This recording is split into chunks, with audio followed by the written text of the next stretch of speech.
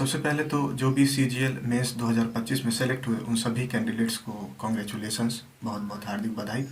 आपने बहुत अच्छे से परफॉर्म किया। लेकिन अब मैं बताता हूँ कि जो भी अगर अगले सीजीएल की या जो भी गवर्नमेंट एग्ज़ाम्स के प्रिपेयर करना चाहते हैं तो उन लोगों को क्या चीज़ें ध्यान में रखनी चाहिए, या जो मैंने मिस्टेक्स करी थी जो जिसे आप रिपीट ना करो, वो सभी मिस्टेक्स के बारे में मैं अभी बात करूँगा।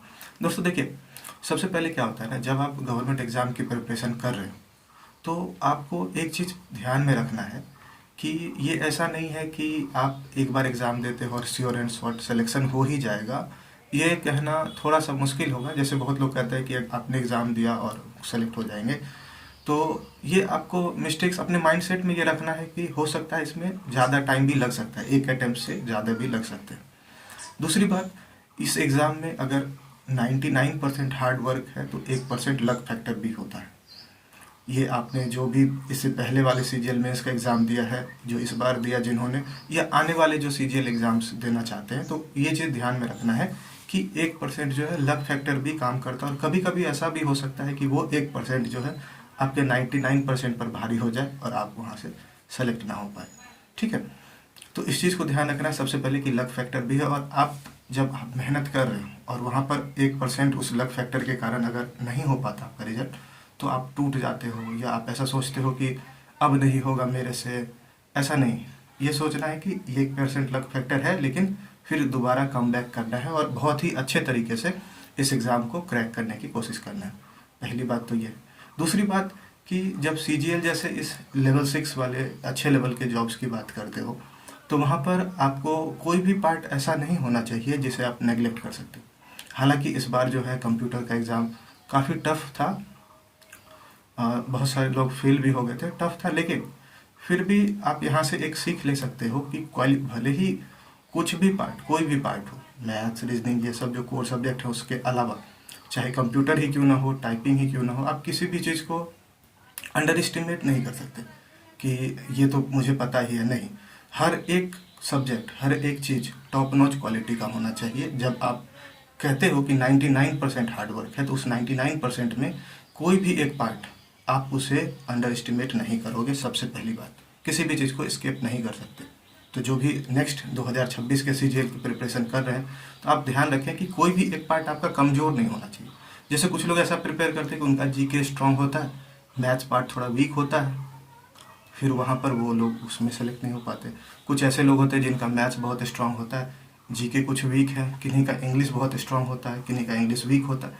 तो आपको हर एक जो चार है ना, कह सकते हो कि इस एग्ज़ाम को क्लियर करने के लिए जो चार लेग हैं, मैथ्स हो गया, जीके जीएस हो गया, ठीक है, इंग्लिश हो गया और रीजनिंग, इन चारों को टॉप नॉच क्वालिटी का तो होना ही चाहिए।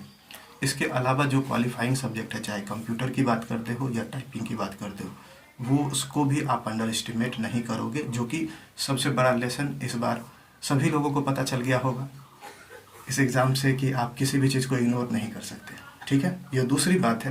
पहली बात है कि लक फैक्टर भी होता है 1%, तो आप वहाँ पर कुछ नहीं कर सकते, वो आपके कंट्रोल में कुछ है नहीं। तो फिर आप यही करेंगे कि कम बैक करना है, ये नहीं कि आप हार मानकर बैठ जाते। तीसरी बात, आप जब प्रिपरेशन कर रहे हो तो 2-3 साल ऐसा हाथ में रखो। ये नहीं कि आप एक अटैम्प्ट देते हो और कुछ ऐसी सिचुएशन आ जाए जो आप प्रिपेयर ही ना कर पाओ। कोशिश करना है कि आप 2-3 साल ये माइंडसेट बना के रखना है कि 2-3 साल अभी है मेरे पास, अगर कुछ इस तरीके की सिचुएशन आ भी जाए तो आप आगे फिर से कम बैक कर सकते हो।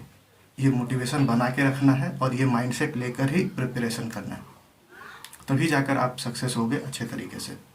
ठीक है, बहुत कम ऐसे चांसेस हैं, बहुत कुछ लड़के ऐसे भी हैं जिनका पहले अटेम्प्ट में ही क्लियर हो जाता है, लेकिन जब आप प्रिपेयर कर रहे हो तो आप सारे एस्पेक्ट को, सभी चीज़ों को ध्यान में रखकर ही प्रिपेयर करोगे। तो ये सभी मेरा जो ऑनेस्ट जेन्युइन, जो आप कह सकते हो कि एडवाइस है, जो भी प्रिपेयर करना चाहते हैं या जो नए लोग हैं, जो फ्रेशर्स प्रिपेयर करना चाहते हैं, तो उन सभी के लिए ये एक मेरा जेन्युइन मैसेज है। तो आप ये सभी सोच कर ही आप इस चीज़ की प्रिपरेशन करें। ठीक है, तो उम्मीद है आप सभी इस चीज़ को ध्यान में रखेंगे और जो भी प्रिपेयर कर रहे हैं सभी चीज़ों को अच्छे तरीके से प्रिपेयर करें 2026 के लिए। आप बहुत अच्छे से मेहनत करिए, और अच्छे से मेहनत करने से, वो एक कोट है ना कि मेहनत करने से हो जाता है, अगर आप अच्छे से मेहनत करते हैं तो हो ही जाएगा, ऐसा मेरा भी मानना है। और मैं भी अब 2026 के CGL के अच्छे से प्रिपरेशन करूँगा। और आप सबसे भी उम्मीद है कि आप सब भी, जिनका हो गया वो तो कॉन्ग्रेचुलेसन्स है, अच्छी बात है। और आप सब जो है CHSL मेंस का एग्ज़ाम ना दे तो ज़्यादा बेहतर होगा, क्योंकि आपको अच्छे पोस्ट मिल चुके हैं।